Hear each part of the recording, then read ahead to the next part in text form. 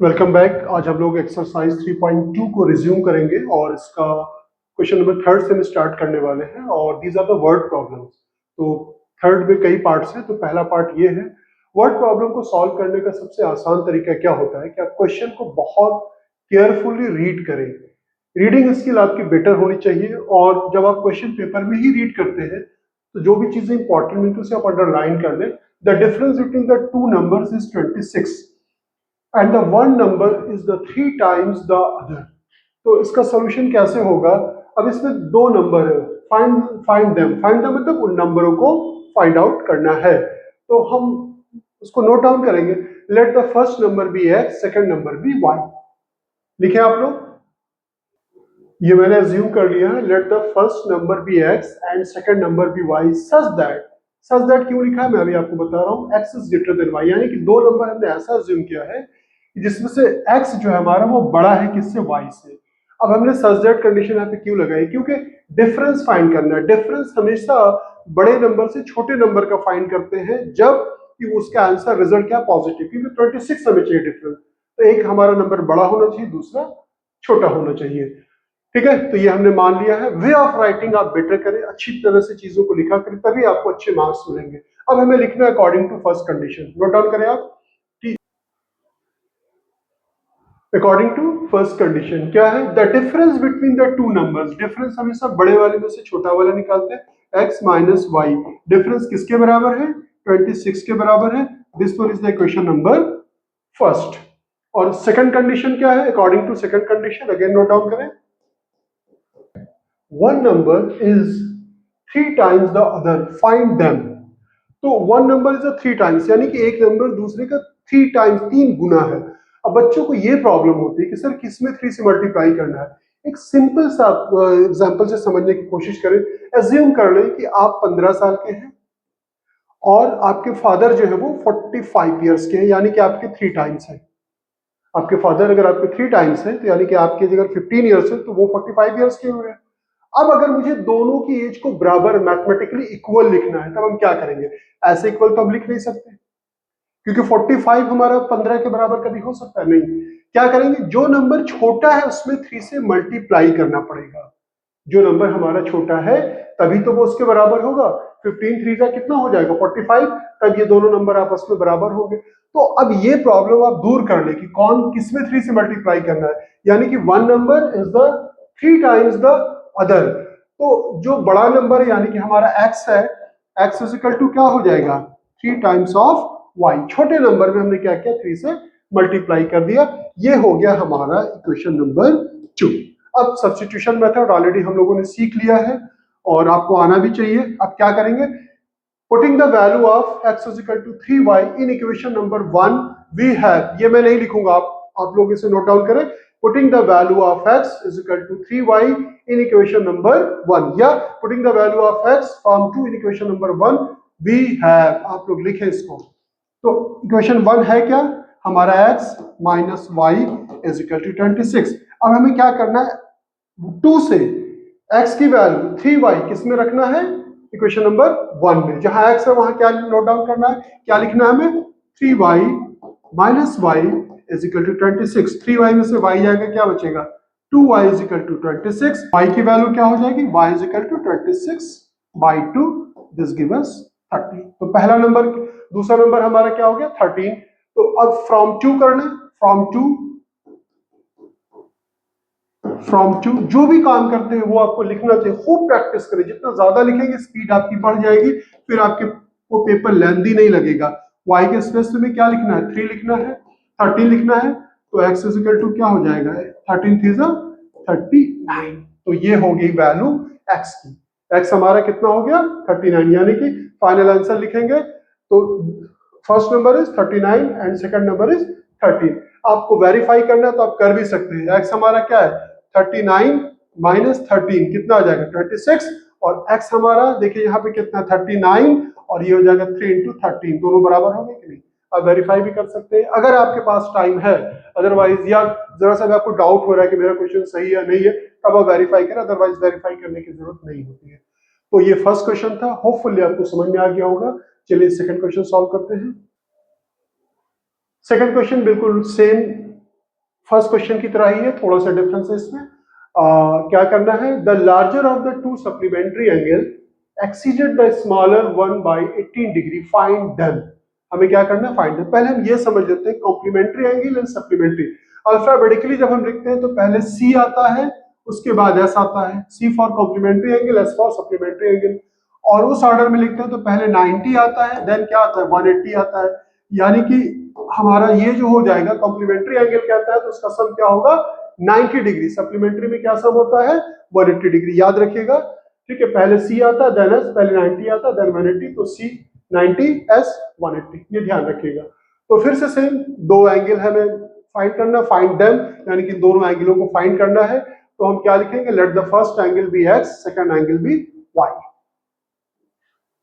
ये मैंने अज्यूम कर लिया, let the first angle be x and second angle be y, जैसे मैंने पहले क्वेश्चन में किया था। इसे आप नोट डाउन कर लें, तो इसे रब कर रहा हूं, यहाँ पे भी मेंशन कर देना चाहिए, सच दैट क्या है, x is greater than y, यानी कि हमारा पहला एंगल जो है वो बड़ा है दूसरे से, दूसरा एंगल छोटा है, पहला एंगल बड़ा है। तो फिर से आपको लिखना है अकॉर्डिंग टू फर्स्ट कंडीशन। क्या है first condition, the larger of to supplementary angles, यानी कि दो सप्लीमेंट्री एंगल में से जो लार्जर है वो क्या एक्सीड कर रहा है, कितना, द स्मॉलर बाय 18 डिग्री, यानी कि जो लार्जर हमारा कौन सा है, एक्स है, एक्स माइनस वाई का जो डिफरेंस होगा वो कितना होगा, 18 डिग्री। इक्वेशन नंबर 1, ये एक्सीड कर रहा है 18 डिग्री, यानी कि दोनों का डिफरेंस क्या हो जाएगा, 18 डिग्री के बराबर होगा। अब यहाँ पे कोई सेकंड कंडीशन नहीं दी गई, आप क्वेश्चन में देखें। अब आपको उनको फाइंड भी करना है, कैसे फाइंड करेंगे, अगर हमारा linear equation of two variables है तो उसको सॉल्व करने के लिए दो इक्वेशन की रिक्वायरमेंट होगी। तो दूसरा इक्वेशन कहां से मिलेगा, यहां से मिलेगा, जो मैंने आपको बताया था कि दो अगर एंगल का सम जो है हमारा सप्लीमेंट्री है तो क्या हो जाएगा, वी नो दैट। अब यहाँ पे कंडीशन नहीं लिखेंगे, हम क्या लिखेंगे, वी नो दैट क्या होगा, x प्लस वाई क्या हो जाएगा, 180 डिग्री। अभी जस्ट मैंने आपको बताया है कि सप्लीमेंट्री एंगल का सम क्या होता है, 180 डिग्री, कॉम्प्लीमेंट्री का सम कितना होता है, 90 डिग्री। तो अब हमें यही करना है, यहां से x की वैल्यू निकाल लें या y की वैल्यू निकाल लें। अगर x की वैल्यू निकालते हैं तो 180 डिग्री माइनस y को उधर ट्रांसपोज कर देंगे, putting the value of x from 2 in equation number 1 we have, क्या है, 1 हमारा क्या है, मैं डायरेक्ट पुट कर रहा हूं, लिख नहीं रहा हूं इक्वेशन फर्स्ट को।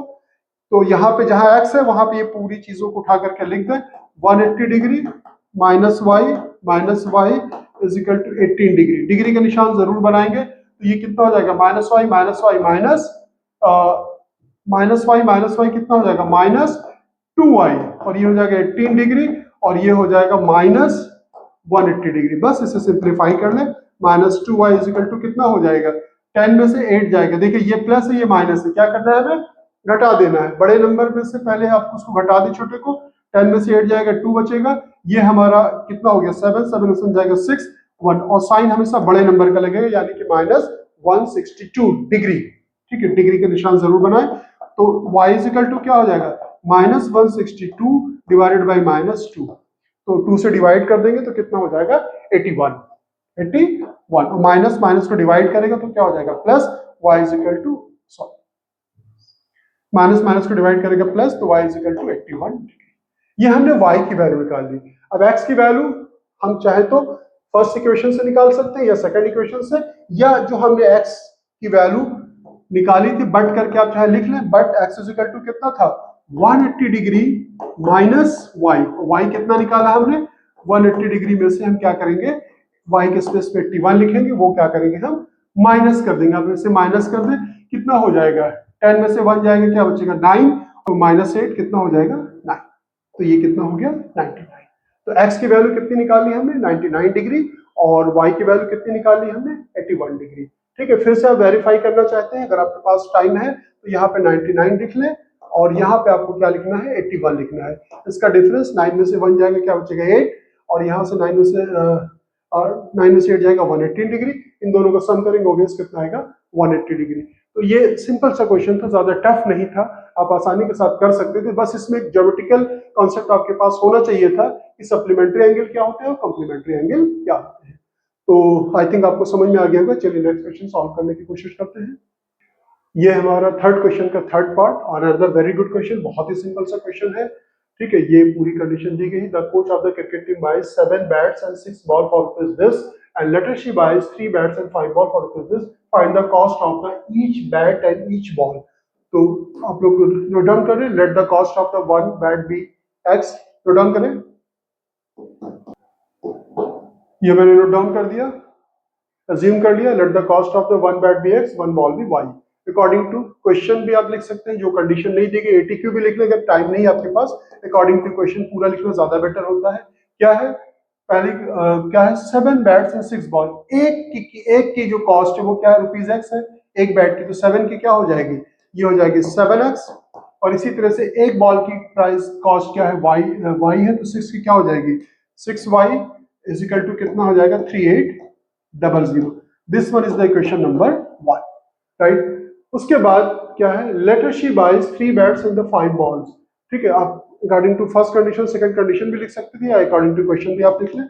लेटर शी बाइज 3 बैट्स, एक की कॉस्ट x है तो 3 की कितनी हो जाएगी 3x, एंड 5 बॉल्स एक की y, तो 5y is equal to 1750।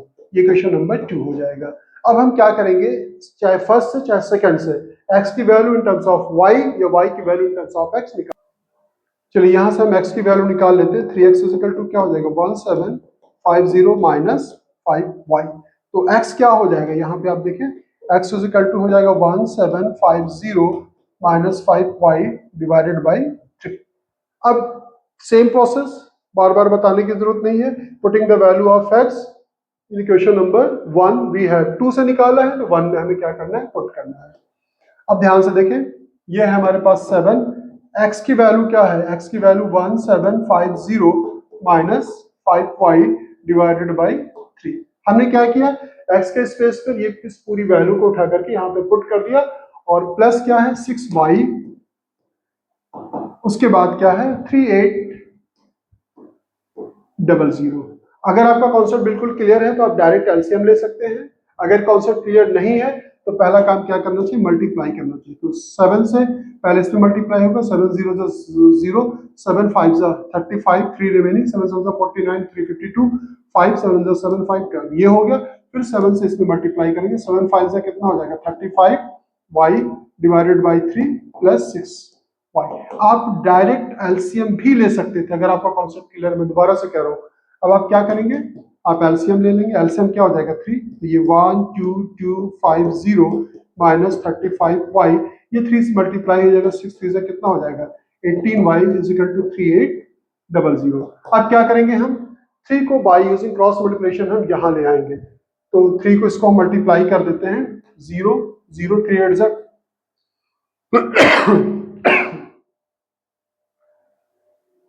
24, 2 remaining, 3 3 9 into 11, ठीक है।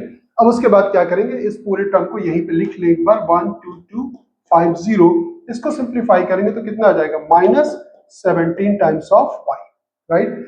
अब हमें क्या करना है, देखिए यहाँ पे स्पेस मेरे पास बहुत कम पड़ जाता है, माइनस 17y को हम यहीं पे लिखेंगे, और ये हो जाएगा 11400, और ट्रांसपोज कर देंगे इसे, क्या हो जाएगा 12250, राइट।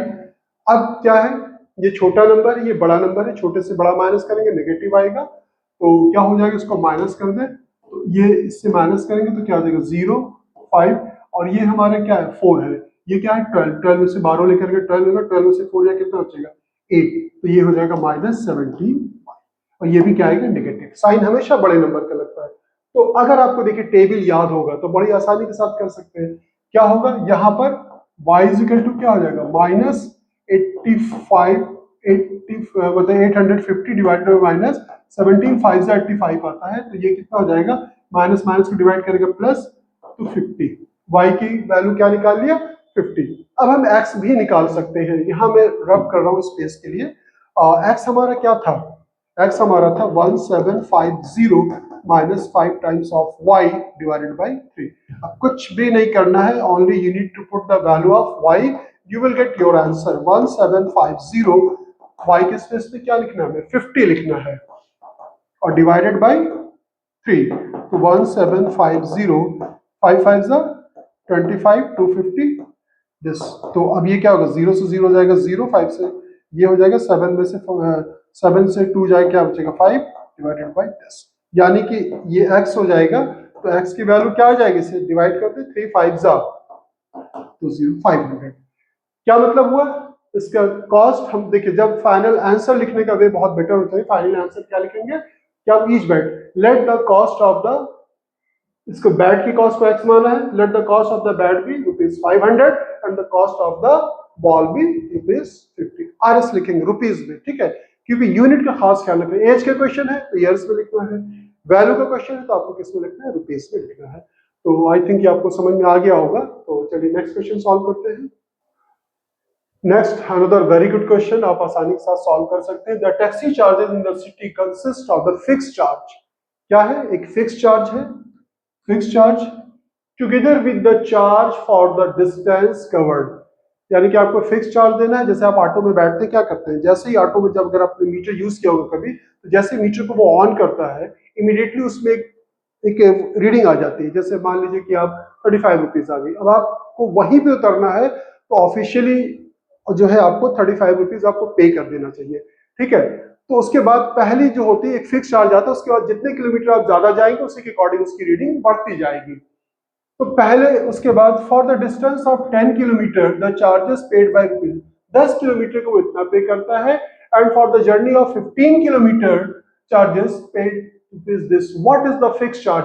तो आप लिख लें, मैं पूरा नोट डाउन नहीं कर रहा हूं, देखिए let the fix charge be X, fix charge को क्या मानना है, आपको क्या मानना है, let the fix charge be x and the charge per kilometre be Y. ये अज्यूम कर लें, let the fix charge be x and charge per kilometre be Y according to first condition. क्या फर्स्ट कंडीशन है, for distance of 10 kilometre. देखिए हमारा क्या है, fix charge हमारा क्या एक्स, वो तो पे करेगा ही करेगा। 1 किलोमीटर का चार्ज क्या वाई, तो 10 किलोमीटर का कितना पे करेगा, 10 वाई कितना पे कर रहा है हमारा 105 रुपीज। पहली कंडीशन ये हो गई हमारी, ठीक है। आई थिंक समझ में आ गया होगा आपको। ये फिक्स चार्ज है और जितने वाई किलोमीटर जा रहे हैं, मान लीजिए कि आप 5 किलोमीटर जाते तो कितना पे करते, 10 इंटू 5 50 रुपीज ये हो जाता, ठीक है। जो फिक्स चार्ज होता है वो आप अलग से पे करते हैं। उसके बाद अकॉर्डिंग टू सेकंड कंडीशन, आप लिखें सेकंड कंडीशन क्या है, सेकंड कंडीशन क्या है, वो 15 किलोमीटर की जर्नी जाता है तो पहले तो एक्स फिक्स चार्ज पे करेगा, 1 किलोमीटर का वाई, 15 किलोमीटर का 15 वाई, कितना पे कर रहा है 155, ठीक है। अब किसी से भी एक्स की वैल्यू निकालने फ्रॉम फर्स्ट सेकंड निकालने, चलिए एक्स इज इक्वल टू क्या हो जाएगा 155 minus 15y, putting the value of x from two equation number 1 we have, आप पुट कर दे x के स्पेस पे, x के स्पेस पे इसी को उठा करके यहाँ पे रखना है बस, और कुछ नहीं करना है। तो क्या हो जाएगा 155 minus 15y is equal to sorry plus 10y is equal to 105। हमने क्या किया, x के स्पेस पे ये पूरी चीज को यहाँ पे उठा करके हमने पुट कर दिया, ये 10y हमारा एज सच सिंप्लीफाई कर ले, तो सिंप्लीफाई करेंगे माइनस 15 10, यानी कि ये क्या आ जाएगा माइनस 5y 105 माइनस 155, तो 5 से 5 जाएगा 0, 5 से 0 जाएगा क्या बचेगा 5, तो ये आ जाएगा 1 से 1 का 0, और ये नंबर बड़े नंबर का लगेगा और ये हो जाएगा माइनस 5y। हमें क्या निकालना है y, तो माइनस 50 को डिवाइड करेंगे माइनस 5 से। याद रखिएगा जब इस तरह से माइनस होता है डिवीजन में आता है तो साइन चेंज नहीं होता, ठीक है। अगर प्लस रहता है तो उधर ले जाके तो माइनस, माइनस रहता है तो प्लस, ये सब बेसिक चीजें तो खैर आप लोगों को पता होगी। तो कितना हो गया 10, y की वैल्यू निकाली है। अब हमें x निकालना है तो यहाँ पे बट करके आप लिख लें, but x is equal to क्या है 55 माइनस 15y, तो ये हो जाएगा 55 और y के स्पेस पे क्या लिखना है 10, तो ये 150 हो जाएगा। पहले मल्टीप्लाई करेंगे 15 इंटू 10 150, 155 में से 150 जाएगा तो क्या बचेगा 5, यानी कि x की वैल्यू क्या हो जाएगी, यहाँ पे नोट डाउन कर लें, x की वैल्यू क्या होगी 5, यानी कि पर किलोमीटर चार्ज कितना निकाला, हम लिखेंगे पर किलोमीटर चार्ज भी रुपीज, RS जरूर लिखिएगा rupees 5, and charge per kilometre जो हमारा y की वैल्यू कितनी आई है रुपीज 10, या रुपीज का सिंबल बना लें जो आपको बेटर लगता है 10। तो ये हो गई आपका फिक्स किलोमीटर। आप चाहे तो एक कंडीशन को वेरीफाई भी करके देख सकते हैं। देखिए आपने फिक्स का 5 रुपया पे किया और पर किलोमीटर का कितना है 10 रुपीज, 1 किलोमीटर का 10 है, 10 किलोमीटर कितना हो जाएगा 100, इसको सम करें कितना हो जाएगा 105। इसी तरह से आप चाहें से यहाँ पे भी वेरीफाई कर सकते हैं। तो ये बहुत इजी क्वेश्चन था और प्रैक्टिस करें ज्यादा से ज्यादा, वर्ड प्रॉब्लम जितनी ज्यादा प्रैक्टिस करेंगे ना उतनी ही आपके लिए आसानी रहेगी। और कोई नया क्वेश्चन भी आता है बाय द वे जो आपने नहीं किया हुआ है, टीचर बना करके देता है तो भी इसको आप आसानी के साथ कर लेंगे। चलिए नेक्स्ट क्वेश्चन करते हैं।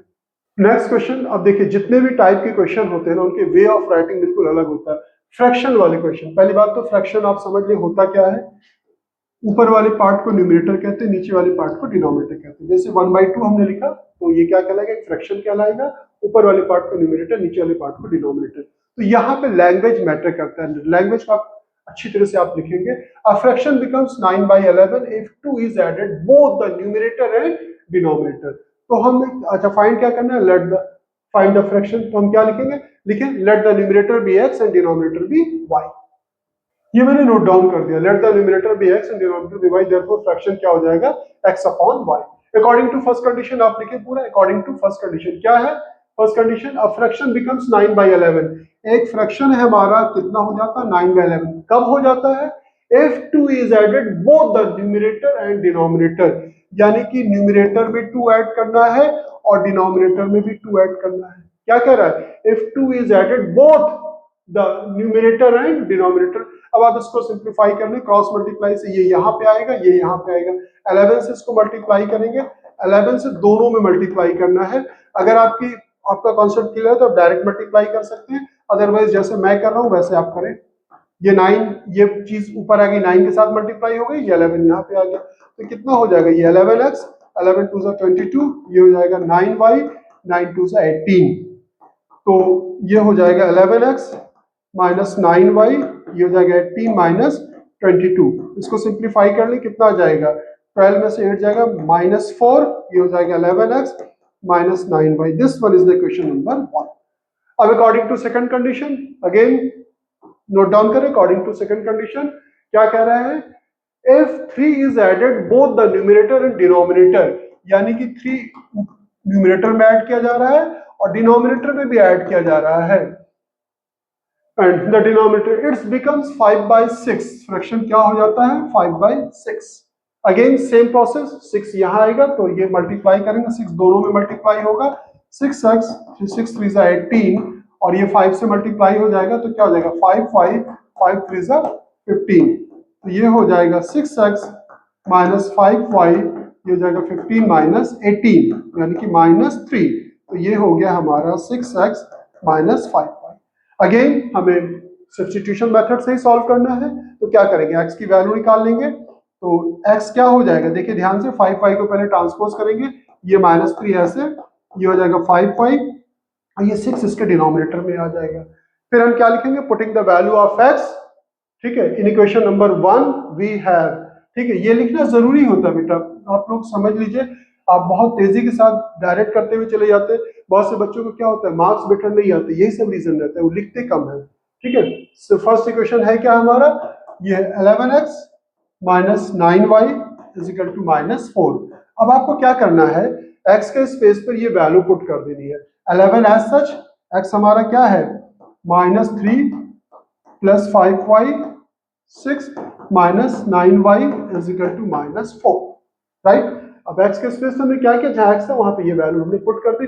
फिर से वही सेम, आप एलसीएम भी ले लें और मल्टीप्लाई भी कर दे। 11 3 सा कितना हो जाएगा, 33, 11 5 सा 55y, 6 9 सा 54y और ये -4, राइट। अब इसको सिंप्लीफाई कर लें, 55 में से 54 जाएगा तो क्या बचेगा, y, और ये आ जाएगा 6 4 सा कितना हो जाएगा, 24, और ये 3 इधर आएगा तो प्लस 33 हो जाएगा, राइट। अब इसको सिंप्लीफाई कर लें, कितना आ जाएगा, y की वैल्यू इसमें से माइनस कर लें और ये आ जाएगा 9, ठीक है। तो ये आ गई y की वैल्यू, y निकाल लिया अब हमने। अब हमें x निकालना है। x के लिए ओबियस, जो आपने x की वैल्यू निकाली थी, x क्या था यहाँ पे देखें, x की जो वैल्यू हम लोगों ने निकाली थी, x इज इक्वल टू था हमारे पास -3 प्लस 5y/6। आपको क्या करना है, -3 एज सच, y के स्पेस पे 9 9 5 का कितना हो जाएगा, 45/6। तो कितना हो जाएगा, ये आ जाएगा 42/6। तो x की वैल्यू क्या हो जाएगी, 6 7 42, तो x7। अब देखिए बच्चे क्या करते हैं जल्दी में x एंड y की वैल्यू लिख दिया, उनको लगता है आंसर आ गया, दैट्स इट फाइनल। नहीं, हमें क्या फाइंड करना है, देखिए ध्यान से, फ्रैक्शन। तो फ्रैक्शन हमने क्या माना है, x अपॉन y। ये मैं रब कर रहा हूं, इसे आप नोट डाउन कर लिया होगा आप लोगों ने। तो देयरफॉर हमें क्या लिखना चाहिए, फ्रैक्शन क्या है, x अपॉन वाई। तो फ्रैक्शन हमारा क्या, x अपॉन वाई। x की वैल्यू क्या है हमारे पास, क्या निकाली हम लोगों ने, 7/9। जरा सा डाउट हो, अगेन वेरीफाई। क्या है पहली condition, if 2 is added both. अब ऐड कीजिए, 7 + 2 क्या हो जाएगा 9, 9 + 2 क्या हो जाएगा 11। देखिए पहली कंडीशन फुलफिल हो गई कि नहीं, 9/11। और दूसरी कंडीशन क्या है, दूसरी कंडीशन क्या है, if 3 is added both, 3 add करें तो 7 में 3 ऐड करें क्या हो जाएगा 10, और 9 में 3 ऐड करें 12 हो जाएगा। 2 से डिवाइड करेंगे 5/6। 100% हमारा आंसर सही है। आंसर देखने की भी जरूरत नहीं है, आप आसानी के साथ इसको वेरीफाई भी कर सकते हैं। और चलिए नेक्स्ट क्वेश्चन और सॉल्व कर लेते हैं। तो ये हमारा नेक्स्ट क्वेश्चन, आई थिंक इस एक्सरसाइज का ये लास्ट क्वेश्चन है, 6th। और क्वेश्चन ये ए से रिलेटेड क्वेश्चन है, इसका भी way of writing process different होगा, कैसे लिखेंगे। पहले क्वेश्चन को रीड करते हैं। 5 years hence the age of the Jacob will be 3 times that of his son. 5 years ago Jacob age was 7 times that of his son. What are their ages? Present age, present age पूछा है तो उसका way of writing पहले आप समझ लें, क्या लिखेंगे। Let the present age of Jacob be x and his son age be y. Note down करें, ये मैंने नोट डाउन कर दिया है, मान लिया है। Let the present age of Jacob be x and his son age be y. अब आपसे क्या पूछा जा रहा है, 5 years hence। अब ये नहीं पता चल रहा है कि पहले का पूछा जा रहा है कि बाद का। अगर आपको ऐसा कंफ्यूजन होता है तब, हालांकि ये बिल्कुल क्लियर है, तब आप आगे रीड करें। The age of the Jacob will क्या होता है, फ्यूचर की बात होती है। अब इसके लिए आप एक सिंपल सा वे आप याद रखिएगा कि यहाँ पे आप प्रेजेंट एज ले, किसी की भी प्रेजेंट एज मान लीजिए एक्स मान लिया है, तो अब आपसे अगर विल कहता है यानी कि 5 साल 3 साल 4 साल के बाद, मान लीजिए 5 साल बाद, अगर आप मान लीजिए कि अभी आप 15 साल के हैं तो 5 साल के बाद क्या हो जाएगा 15 + 5, तो यहाँ पे x है तो क्या हो जाएगा x + 5। ये आपकी एज 5 साल के बाद हो जाएगी, x + 5। जो प्रेजेंट एज हो उसमें 5 क्या करना है, ऐड कर देना है। कब, जब आपको फ्यूचर की बात हो रही है, ठीक है। 5 years hence का वर्ड यूज होता है, तो इस तरह से करेंगे। और अगर आपसे ये कहा जाए 5 years ago, यानी कि अभी आप 15 साल के, तो 5 साल के पहले 5 साल पहले कितने के होंगे, 15 में से 5 माइनस कर देंगे 10 साल। तो यानी कि अब क्या करोगे, x में से क्या करना है आपको 5 माइनस कर देना। बस ये ध्यान में रखिएगा, ठीक है। तो ये अगर ये लाइन अगर आपके दिमाग में रहेगी तो आप आसानी के साथ क्वेश्चन को सॉल्व कर सकते हैं। तो हम क्या लिखेंगे, 5 years ago their age will be, क्या लिखेंगे 5 years hence लिख सकते हैं या 5 years ago लिखें।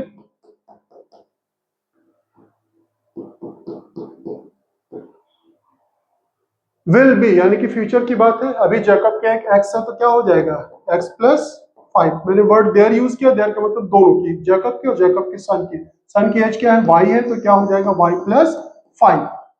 ये हो गया। अब कंडीशन क्या, अगर आपने ऊपर नोट डाउन करते अकॉर्डिंग टू फर्स्ट कंडीशन, तो 5 years hence देयर एज क्या है, 5 years hence the age of the Jacob will be 3 times that of his son। यानी कि जैकब की जो एज है वो क्या है, 3 टाइम्स है इस सन की एज। मैंने पहले बताया था कि अगर आपकी एज मान लीजिए 15 साल है, फादर की एज 45 है, आपका 3 टाइम्स है, दोनों की एज को बराबर करना, तो कम वाले में क्या करेंगे 3 से मल्टीप्लाई करते हैं, तो ये हमने कर दिया। अब इसे सिंप्लीफाई कर लें, क्या हो जाएगा x + 5, ये हो जाएगा 3y 15, तो ये हो जाएगा x - 3y। 15 में से 5 माइनस करेंगे 10 आ जाएगा, इक्वेशन नंबर 1। तो ये हमने पहली कंडीशन से एक इक्वेशन फ्रेम कर लिया। दूसरा क्या है, 5 years ago, क्या है 5 years ago। तो अब हम क्या करेंगे, 5 years ago यानी कि इससे पहले की एज हमें निकालना है। ये हमने निकाला था हेंस फ्यूचर का, ये क्या है एगो। तो फिर से आप नोट डाउन करें, 5 years ago was, अब पहले का पूछा गया है तो प्रेजेंट एज क्या माना है, तो क्या हो जाएगा x - 5 एंड सन की एज y - 5। दोनों से माइनस होगा ना, दोनों में प्लस भी होता है, दोनों में माइनस होता है। भाई जब आपकी एज अभी 15 साल के, 5 साल के बाद 20 साल के हो जाएंगे, तो आपके फादर की अगर 45 years एज है तो 5 साल के बाद क्या हो जाएगी 50 हो जाएगी। दोनों की एज बढ़ेगी ना, घर में जितने भी फैमिली मेंबर्स रहेंगे सबकी एज में +5 होगा, ठीक है। तो यहाँ पे हमने जैकब में भी -5 किया और इसमें भी क्या -5 किया, क्योंकि ये पहले की एज पूछा गया है। तो मैं इसे मिटा देता हूँ, आई थिंक आपको समझ में आ गया होगा। अब कंडीशन क्या है वो लगा देते हैं। Jacob was 7 times of his son, यानी कि according to question x - 5 7 times of y - 5। तो ये हो जाएगा x माइनस 5, ये हो जाएगा 7y, 7 5 35, तो ये हो जाएगा x की वैल्यू निकालने यहाँ पे, क्योंकि हमें सब्स्टिट्यूशन मेथड से करना है, तो ये कितना हो जाएगा 7y माइनस 35 प्लस 5, ये मेरा नेक्स्ट पेज है। तो x की वैल्यू क्या हो जाएगी, ये हो जाएगी 7y, और ये हो जाएगा एक माइनस एक प्लस, घटा दे साइन बड़े नंबर का लगेगा, 35 में से 5 जाएगा तो क्या आ जाएगा 30, negative sign. Putting the value of x in equation number 1 we have, ठीक है, क्या हो जाएगा फ्रॉम 1 है क्या, एक बार आप लिखें x minus 3y is equal to 10, x के स्पेस में क्या लिखना, 7y minus 30 minus 3y is equal to 10, तो ये कितना 7y में से 3y जाएगा तो क्या बचेगा 4y, और ये हो जाएगा हमारा 10 प्लस 30, यानी कि ये कितना हो जाएगा 40, 4y is equal to 40, then y is equal to 4 divide कर देगा 10 इयर्स, यूनिट का ध्यान रखिएगा, विदाउट यूनिट लिखेंगे मार्क्स डिडक्ट हो जाएगा। तो 10 इयर्स हो गई किसकी एज, y कौन था, सन की एज क्या होगी 10 ईयर, और यहाँ पे but x is equal to क्या आपने निकाला है, x is equal to 7y minus 30, तो y के स्पेस में क्या लिखेंगे 10, और 7 से मल्टीप्लाई हो जाएगा कितना जाएगा 70 माइनस 30, यानी कि क्या हो जाएगा 40 इयर्स। देखिए फाइनली आंसर आपको लिखना जरूरी होता है, हम लिखेंगे फाइनल आंसर क्या लिखेंगे, therefore Jacob age is 40 years and his son age is 10 years. तो देखा बहुत ही सिंपल सा था, ज्यादा टफ नहीं था, बस पढ़ना है। अब इसके जितने भी एग्जाम्पल्स दिए गए हैं वो आप सॉल्व करें, और जब आपका एग्जाम्पल पूरा हो जाता है देन इंशाल्लाह ताला we will start board PYQs। आप सॉल्व करें, जो भी डाउट होता है आप मुझे मैसेज कर सकते हैं, ठीक है। मिलते हैं फिर नेक्स्ट वीडियो में, अपना ख्याल रखिएगा।